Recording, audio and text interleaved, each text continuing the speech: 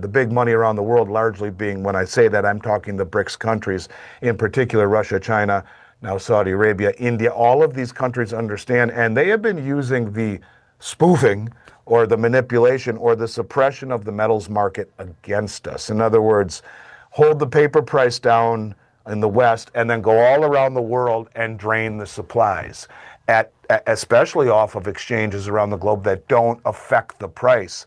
The price is set in the West, so if you smash the price down on paper here and then buy it up there, and there, boy, that works out well. And they're smart enough to see the big picture. That's what they're doing. And that's when the everyday retail investor wakes up and says, holy smokes, gold's 8,000, 9,000, 10,000, here you go. And then it could very easily get to 20,000. But that's the frenzy stage. But it gets easier because it's a smaller percentage and therefore easier to do. The metals market is entering a phase where price action in the West tells one story, but global accumulation tells another. While paper contracts on COMEX and ETFs keep prices seemingly capped, the most prominent players in the world, central banks, sovereign wealth funds, and BRICS nations, are draining physical supply from every corner of the globe. They suppress the visible price in Western markets while quietly securing massive tonnage elsewhere, creating an illusion of abundance that masks growing scarcity. This divergence between paper markets and physical demand sets the stage for a sharp repricing once confidence in paper claims erodes.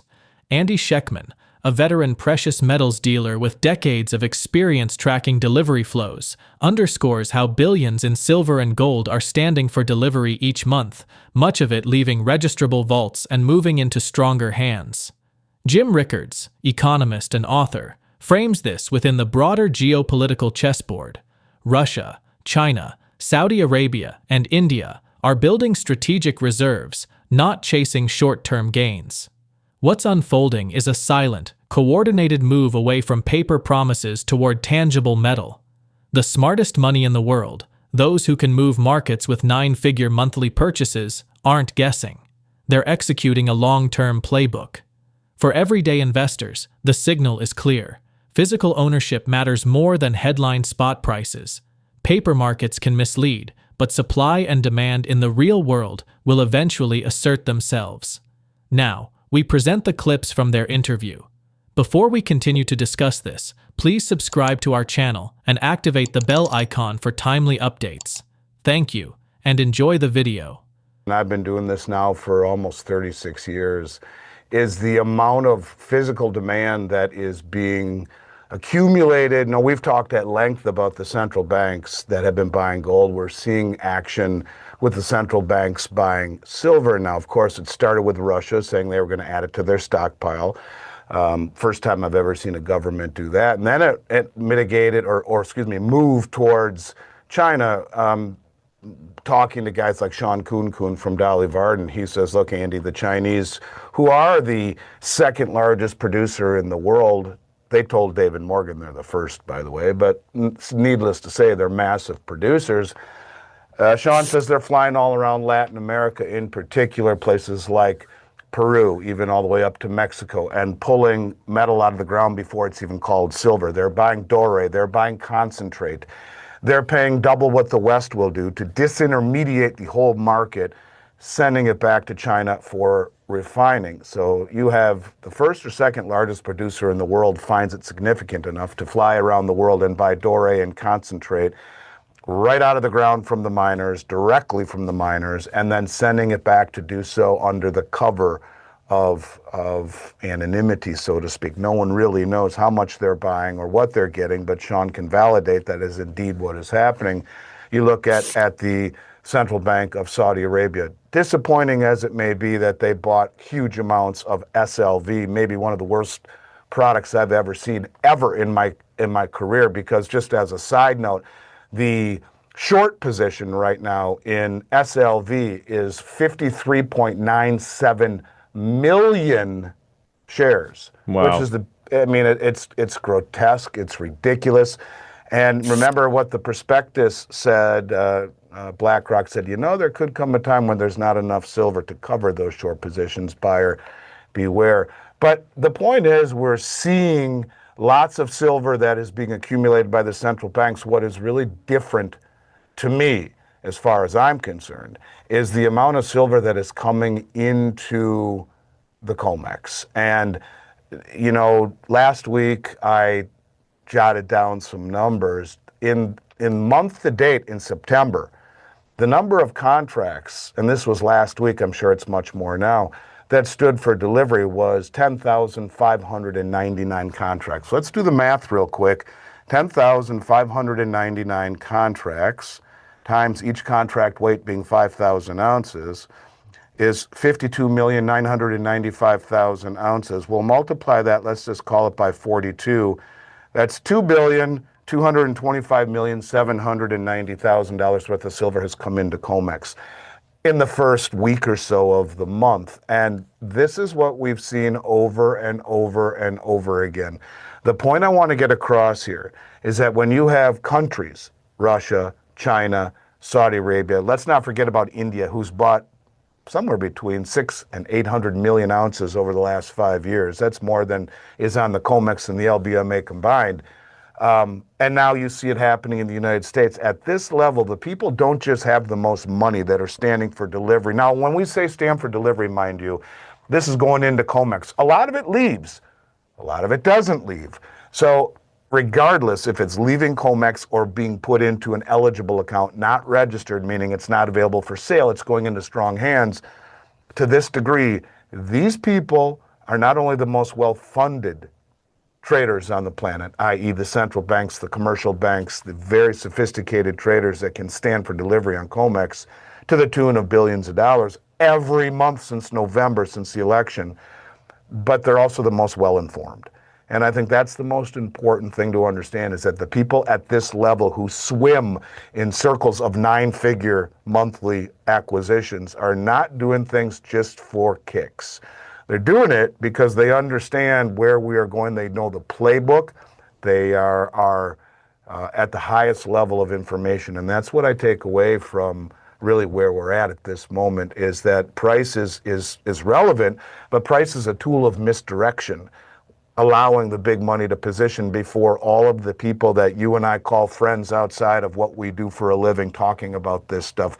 The people who may be very smart, very bright, very well read, arguably just reading the wrong shit. And that's the problem. So most of the public has zero idea that there is a massive drive going on for gold and for silver in terms of delivery. Just as a side note, in the first 5 days or so, 6 days of the September contract, which is a non-delivery month, 3,626 gold contracts and 100 ounces apiece stood for delivery. So you're talking $1.5 billion there too. Wow. So in just the first week of September, you're seeing nearly $4 billion worth of metal stand for delivery. But this is what we've seen every single month. Now, we've always been an importer of silver, not always been, in fact, never, to my knowledge, been a net importer of gold. Both of them together signal a bigger move, a bigger trend, and that is that the smartest money in the world understands that there is a rush for physical acquisition of metal, bypassing the paper promises. So the amount that they purchased, you have to have a certain amount, and it's called a basket. If you are able to redeem a basket, which I don't know the exact amount, 20, 30, 40, $50 million worth, they can. So I'll give you an example. Kyle Bass, when he was running the fund for the Texas Teachers Union years ago, they bought, if I'm not mistaken, $1 billion worth of GLD. They stood for delivery. Saudi Arabia can do the same thing here. They do have the right to stand for delivery, and most of that metal, if I'm not mistaken, is held in the LBMA. So because they bought such a significant amount, they can stand for delivery. And maybe they had a reason behind doing that I'm not sure. For you and I, buying SLV is as dumb as a mud wall. Not only do you pay the capital gains for collectibles when you sell it, you can never take possession. It's custodied by JP Morgan and BlackRock. Of course, JP Morgan, as we have identified multiple times, paid the largest fine that the Justice Department had ever handed out at that point, $920 million or so, for manipulating the silver market. This is something that you can only manipulate a market, Ivan, for an extended period of time by pushing it in the direction that it is going. And I've been doing this for almost 36 years. Most of the time, the world didn't want gold and silver. They wanted U.S. bonds and U.S. stocks and real estate. They wanted what was, when things got scary, there was a rush to the dollar. What is happening now is that the big money around the world has become motivated, coordinated, and sophisticated, and they understand what's happening. The big money around the world largely being, when I say that, I'm talking the BRICS countries, in particular Russia, China, now Saudi Arabia, India. All of these countries understand, and they have been using the spoofing or the manipulation or the suppression of the metals market against us. In other words, hold the paper price down in the West and then go all around the world and drain the supplies, especially off of exchanges around the globe that don't affect the price. The price is set in the West, so if you smash the price down on paper here and then buy it up there, and there, boy, that works out well. And they're smart enough to see the big picture. That's what they're doing. And then they go as far, and just ask yourself, the second largest producer of silver in the world, the largest producer of gold, don't sell an ounce. They fly all over the world and buy gold and silver in doré, which is a crudely refined bar, in concentrate, which is a byproduct of it, right from the miners, which completely disintermediates the amount and disintermediates the market and the commercial banks. They're thinking 2 or 3 steps ahead. They're playing 3D chess, we're playing checkers. So I think that this is something that is being used against us. For decades, the gold market was shaped by central bank actions, shifting from heavy selling in the 1970s through the 2000s to consistent buying since 2010. The US, the IMF, the UK, Switzerland, and others sold thousands of tons at historic lows, which often marked long-term bottoms. But once selling stopped, a new trend emerged: net accumulation led by countries like China, Russia, Turkey, and others who see gold as both a hedge and a strategic asset. This buying has created a floor under prices, as central banks purchase steadily and on dips, ensuring limited downside while leaving room for significant upside. At the same time, supply has remained relatively flat at around 4,000 tons annually, while demand keeps rising. This simple dynamic, steady supply against growing demand, has become a key driver of higher prices. Add to this the anchoring effect, where each $1,000 increment in gold feels smaller percentage-wise, and you have the recipe for a retail frenzy once prices accelerate into the 5-digit range. Let's get back to the interview. From then on, central banks were net sellers of gold. The U.S. sold another 1,000 tons in the 70s. We went from 9,000 to 8,000, 8133 to be exact. In the late, and then we stopped selling gold. There's a reason for that. We don't have time to do it today, but maybe on some other podcasts I explain why they just stopped selling gold at that exact number, 8133. But we got everyone else to do our dirty work. So the IMF sold 1,000 tons. The UK sold half their gold in 1999 at $250 an ounce, by the way. That was the bottom. That was like the 20-year bottom. Gordon Brown was the chancellor of the exchequer at the time. They called it Brown's bottom because he managed to hit the low tick. Switzerland sold 1,000 tons in the early 2000s, and then the Swiss were up in arms. They had a referendum, don't sell any more gold. The IMF sold another 400 tons around 2010, and that was it. They stopped selling, and then they became net buyers. The buyers were not the same as the sellers. They were still central banks, but it was China, Russia, Turkey, Iran, even though Iran is non-transparent, Kazakhstan, Mexico, Vietnam has bought a lot of gold, etc. So ever since 2010, central banks have been net buyers of gold. It has caused the price to go up somewhat. It's not the only factor, but the thing I like about it from an investment perspective, it's what I call an asymmetric trade, meaning you got a floor. Because central banks don't, they don't go wild. They don't want to disrupt the market. They'll call the dealers, the big banks. They'll put in standing orders, buy 10 tons a month, do it, kind of steady Eddie, don't spook the market, etc. And they're smart. They'll buy a dip. So that kind of puts a floor under things. So when you own gold, you have limited downside, no guarantees, but you have limited downside because the central banks put a floor, but unlimited upside because it's going to keep going up, which I fully expect. And so that central bank buying is a driver. Supply and demand, good old-fashioned supply and demand. Supply has been flattish around 4,000 tons globally for the last 6 years, up and down a little bit, but pretty constant. but demand is going up for the reasons we just mentioned. So when you have flat supply and rising demand, that's a recipe for higher prices. And the third thing is we are nowhere near the retail frenzy stage that we saw in January 1980. We're not there. We got the factors we just mentioned, fear of weaponization of the dollar, central bank net buying, flat supply, increasing demand. Those are all factors driving it up. There's a psychological phenomenon called anchoring, and people anchor on, let's say, $1,000 increase in the price of gold. So gold goes from $2,000 an ounce to $3,000 an ounce. That's a 50% gain, $1,000 an ounce. If you own 50 ounces, you just made $50,000. But then it goes from 2,000, 3,000 is a 50% gain. But then it goes from 3,000 to 4,000, which is doing right now. That's another $1,000 gain. You made the same 50,000 on your 50 ounces, but it's only a 33% increase. Then it goes from 4,000 to 5,000, same $1,000 gain, but that's only a 25% increase. When you go from 9,000 to 10,000, that's only an 11% increase. That's like a good month. It's not like some phenomenal thing. So my point is, people are saying, hey, $1,000 of making all this money, and you are, but each $1,000 is easier than the one before because you're working off a higher base and it's a smaller percentage gain. And that's when the everyday retail investor wakes up and says, holy smokes, gold's 8,000, 9,000, 10,000, here you go.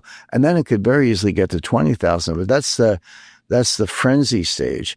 But it gets easier because it's a smaller percentage and therefore easier to do. Consumers buying residential housing, let's say, I'm not talking about investors in big tracts or commercial real estate, there's a little different, but someone getting a mortgage and buying a house, they're very focused on the monthly payment.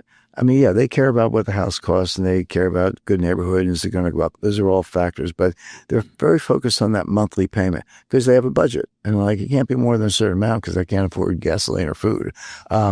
So when interest rates come down on a certain mortgage, either the monthly payment comes down or for the same monthly payment, I can get a bigger mortgage and the bank will lend that to you.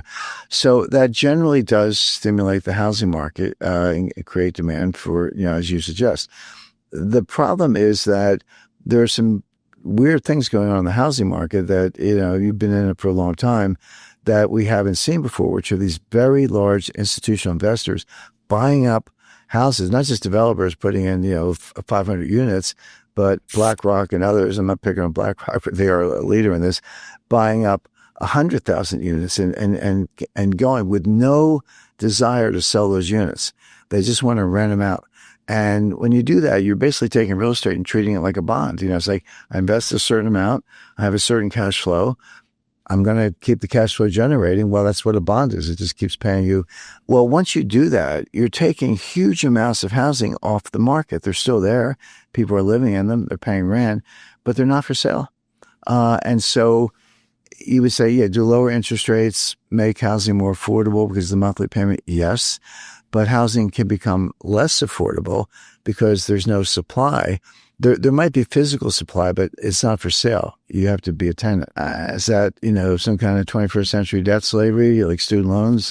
Maybe, but my point is that's a new factor that is causing housing prices to go up, even in a world where interest rates are coming down.